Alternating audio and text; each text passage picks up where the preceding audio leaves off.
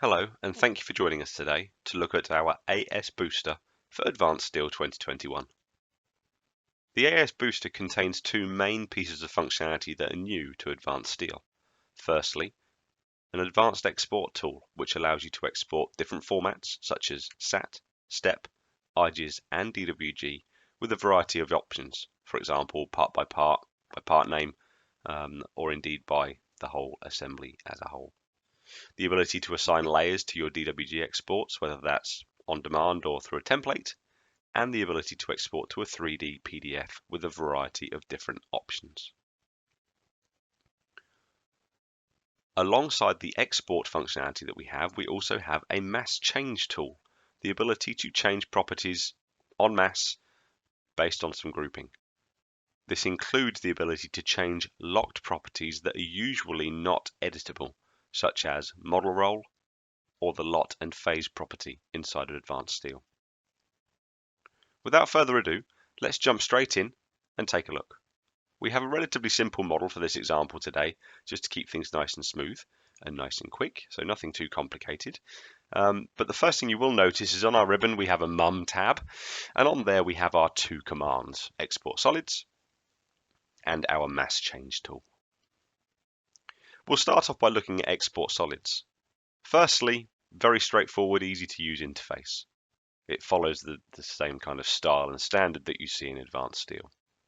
And we have several options: export all elements in a single file, every main part in the file, every single part in the file, or every individual part in the file.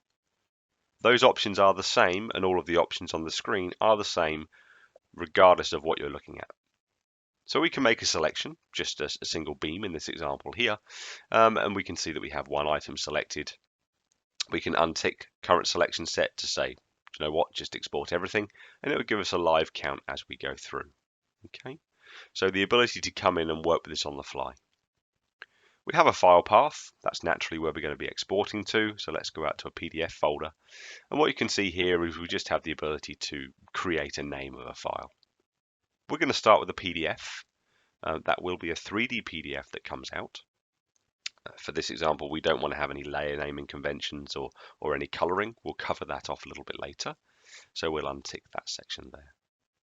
By the way, we can filter our exports as well. So, if we want to go out specifically and say, just send my straight beams, or just send my bolts, or whatever else it might be, only my plates, or just my straight beams and plates, we can define that filter. Go ahead and click OK.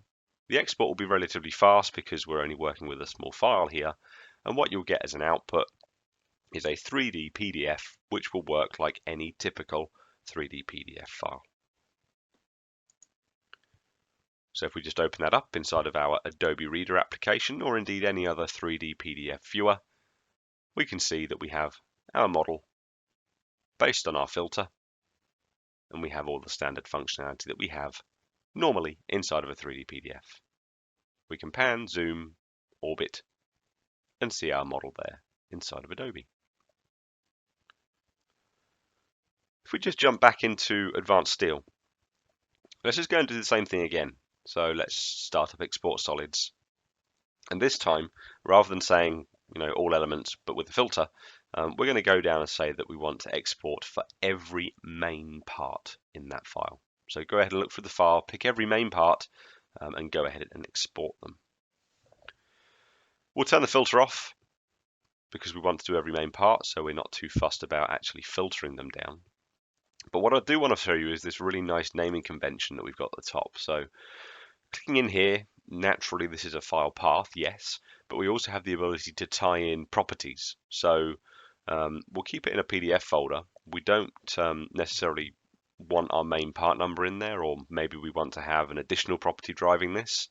So from this drop down to the right here, we can choose any property that exists inside of Advanced Steel, and we can use it to basically go ahead and build up this file name. So we can start customizing that file name as you see fit, which is really nice, really easy to work with. And again, we're just going to pick one selection just to keep this nice and quick. It's going to export that part. We can open that up inside of Adobe. And then because we made a single selection, but on that selection we said for every main part, wait for it to load up, there we go, we get every main part relating to that selection. Once again, standard 3D PDF that you're getting, so as well as your viewing commands, we can also come in here and do some annotation. So if we want to place down a dimension, anything like that, all of the functionality there would work as you would expect within your 3D PDF viewer of choice. Heading back in now, if we just take a look at the DWG functionality and how that differs, because that's where we have this really nice ability to start using layers and templates. And there's a couple of ways in which that can work. So firstly, we're going to say, do you know what? Let's pick every element and export it. Sometimes we can get quite messy DWGs out of here. So firstly, if you want to version the DWG, you can, which is great. But what we want to do is and what's key to this is having layer conventions. So there's two ways. Firstly, we're going to show you this put together by building layers from scratch. So no layers exist, it's going to build them. Let's just name this here. So we'll put it in a DWG file, location. We'll have the drawing name, then underscore MP for main part number. And then we're going to build our layers using a number of different properties. And again, using the drop down at the end, we can choose which properties we would like to define the layers inside of vanilla AutoCAD once it comes out inside of a standard DWG file. So all of the properties are there that you could use and you would expect to be able to see. And we literally come in and select them, and then the AS Booster Solids export will use those selections to drive the layers inside of the DWG. So you're not telling it to use a template, you're just saying export every element using that main part number and build a list of layers. So it's going to look quite bland when it comes through inside of Vanilla CAD, but we will most importantly have layers with names or naming conventions that we recognize so that we can easier or more easily visualize those components inside of Vanilla AutoCAD, and more importantly, more easily navigate by isolating, turning things on and off, so on and so forth. So let's go ahead and open that DWG up. So remember, this is now a standard Vanilla AutoCAD DWG. Let's just wait for it to load, change it into a 3D conceptual view so that we can see the geometry. And whilst, yes, absolutely pretty boring in color, all a single color, we'll show you how we change that shortly. What we will see if we go and have a look at our layers manager is we now have layers based on the names of these components. Okay, so it's built those layers up from scratch, and we can now very quickly come in and start saying, well, I know I want to go and look at component 41. We can go and unhide that, and there we have the same component that we just exported inside of our 3D PDF. So for sure, much easier to start isolating components, navigating, finding, and using this within this, if you like, plain vanilla AutoCAD environment. But for me, the really cool bit comes here when we start using the templates properly. So I actually want to export to a previously configured set of template layers. So bit of background. We've simply got a file that we put together here, a simple DWG file, and that DWG file has a few template layers set up. Nothing overly complicated for this example today, but let's head over to the Layer Properties Manager. We can see that we've got stairs, we've got platforms, and we've got frames. Okay, but they've been defined with a color. They might have maybe a line style, a line weight, whatever you would normally do inside of plain CAD. So if we come back into Advanced Steel, what we want to do is maybe create those rules so that when we have this predefined template inside of AutoCAD, that it comes in and works with that. So we've got some existing geometry inside of this particular file, and we want it to identify that. So inside of Advanced Steel, let's just isolate here the just the platform to begin with. So let's just get rid of the other bits and pieces, and let's go into our browser. And once we're in there, I'm just going to say, let's go by main part. Let's go ahead and add an extra column here on the right hand side, and let's pick up our lot and phase. And what we'll do is we'll just edit this and just call it platform so that these components are identified as a platform. Let's go ahead and do the same thing maybe for the staircase. In that AutoCAD DWG we had a layer for stairs, a layer for platform, so on and so forth. So we've just done that for platform. Let's go ahead and select our stairs. Let's do the same thing. Let's just isolate them, head over into our model browser, and then yeah, exactly the same. Pick that up and create them as a stair, and just save that back into Advanced Steel. Now the key here is we're giving properties some values, and those values will be used to create that mapping between AutoCAD DWG and the Advanced Steel component when it does that export, so that the layers become defined. So if we just go ahead and select parts of this frame here, again, let's just go into their advanced properties this time, different interface, and just put frames on their lot and phase, just so that we've got some components on that frame layer as well. So really simple, you've got some components and those components have some property values. We can leverage those and get them to map up with that template that we created earlier. So let's go to our Mum tab, let's go to Export Solids. Again, we can make our selection, and whatever we choose, the same functionality here will work. So it works really well, whether you're going a few different files or parts or all of them. So let's go out all elements, and we will say DWG, and this time we're saying define a template, and then from that template, this is the one we just opened up earlier, by the way, we know that we have some layers. We don't want to map any properties apart from assembly, because that's where this particular value is stored that we want to use. And what this will do is it will go ahead and look through what exists within that template file, what exists within the properties that we defined in here, and it will create that mapping for me. In other words, the frames will be on the frame layer, the stairs will be on the stairs layer, and the platform will be on the platforms layer. And we'll start to see things being colored a little bit better and working the way in which we want them to. So once we're ready, we go ahead and hit OK. This will take a little bit longer to export naturally because it's doing more than just exporting the dumb geometry, if you like. It's going through, checking the properties, checking to see if there's a map, and then putting it onto the relevant layer. So it's a little bit slower than doing the DWG on its own, as you would expect, but typically the quality of DWG that we get out of it is far greater. So once this finishes, we'll get a DWG file which is much greater defined. So let's go ahead and open that. So here we are, model phase. Let's get that open. And again, this is a vanilla AutoCAD DWG. If we wait for it to load up, we will be able to identify that firstly, it looks much better. You can already visually see that it looks better. And we can already see that we have the differentiation between the frame, the stairs, and the platform. And again, if we select individual entities of these components, they have been correctly defined and assigned to the correct layer. Again, making your workflows inside of a vanilla AutoCAD environment, or if you're sharing this, whatever, it's far easier and far more powerful to work with. So fantastic way in which we can export these files.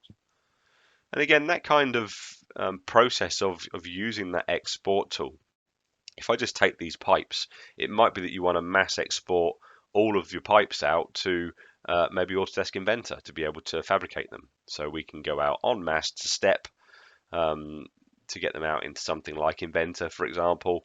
And again, all of these kind of options still work in the same way that we've described. So you can get an export out of Advanced Steel, straight into, in this case, a step format. Okay, so this is created one step because we've only got one type of pipe there based on our selection. Okay. So really quick to work with and actually just really complements the Advanced Steel toolkit well, does our AS booster. And now we'll really get on to quite groundbreaking functionality now, which is extremely useful inside of the AS booster, and that's our mass change. So with this example, we've got some of this frame and structure is actually existing, and then some of the structure is new build. and naturally we want to define that. So we're just going to create a detail view so that we can get rid of the purlins maybe and just show just the existing structure on detail so that we can see exactly what's going on. And this will really demonstrate this functionality nicely. So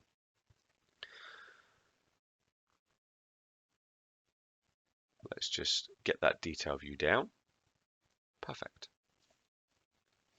So what we want to do is, yes, we have a group inside of Advanced Steel. So we can go into Advanced Steel and say, yes, I have a group, and that group is called existing, and that will instantly show all of my existing geometry. Brilliant, fantastic.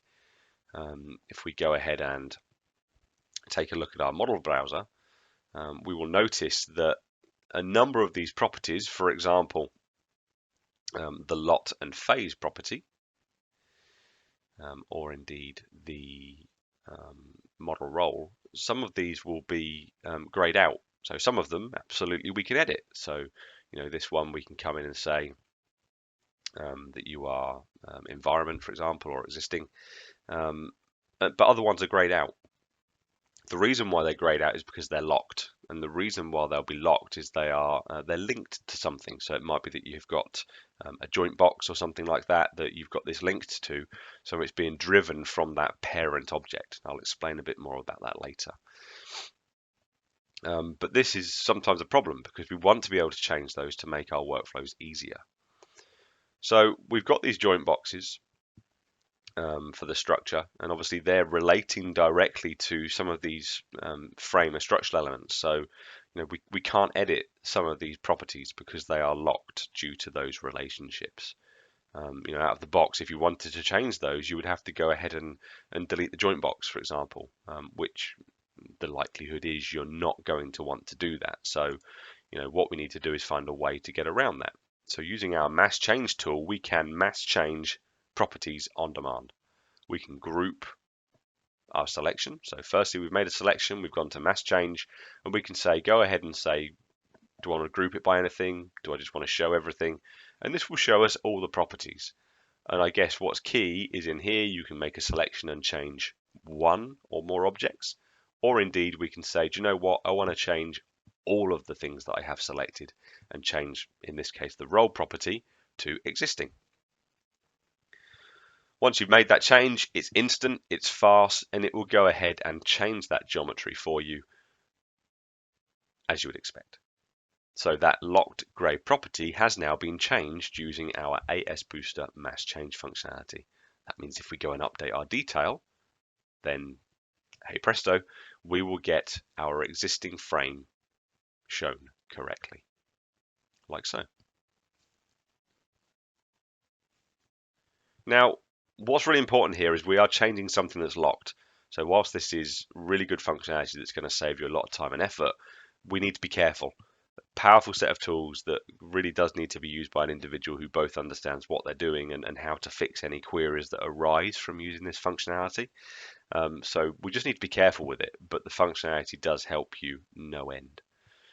But just to maybe explain this in a little bit more detail, let's just jump back to the model. Let's just bring the whole thing back. And let's go and grab a joint group. So let's grab this joint group here and delete it. And then we'll just go and grab this one.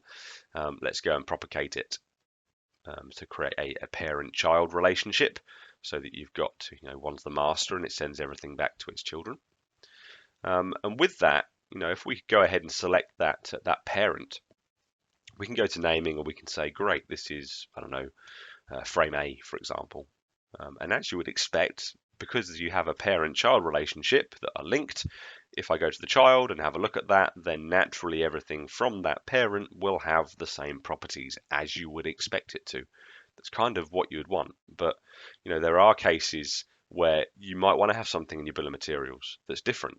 So we might go to our mass change, and using this, we can change those lot properties to say, do you know what, for that selection, make it frame B. And that will quickly and instantly give you a difference between frame A and, on the child, frame B. So we really have the ability to work with those components in the way that you would expect, which means that your BOM lists, your detail styles, and any other details and variables like that can be controlled in the way that you need to control them. And really, that's that. So, thank you very much for watching today. I hope that's been useful as an insight to our AS booster.